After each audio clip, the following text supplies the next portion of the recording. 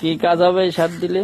এই হচ্ছে গিয়ে বেগুন গাছে সার দিচ্ছি। বেগুন গাছে তো বেশি মাত্রায় ইউরিয়া ড্যাপ সার দেওয়া যায় না। এটা দিয়েছি তোমার কিছু ফসফেট, হালকা মাত্রা ইউরিয়া আর পটাশ আর জিপ সার।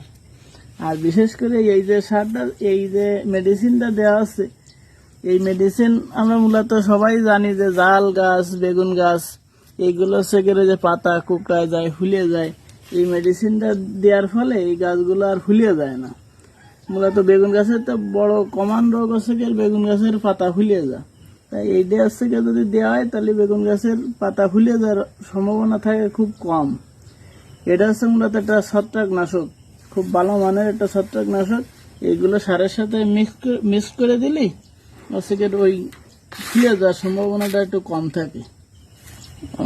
এতে কি গাছ ভালো থাকে না ফলন বাড়ে? এতে হচ্ছে গিয়ে তোমার এই যে ফসফেট দেওয়া আছে, ফসফেট এগুলো ফলন বৃদ্ধি করে।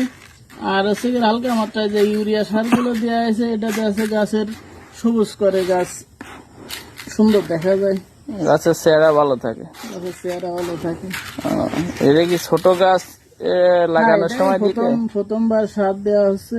এই ছোট গাছে মূলত সার দিতে হয়, বেগুন গাছে আহামরি সার লাগে না। তারপরে তো একটু সার না হলে তো আর গাছ বৃদ্ধি হয় না।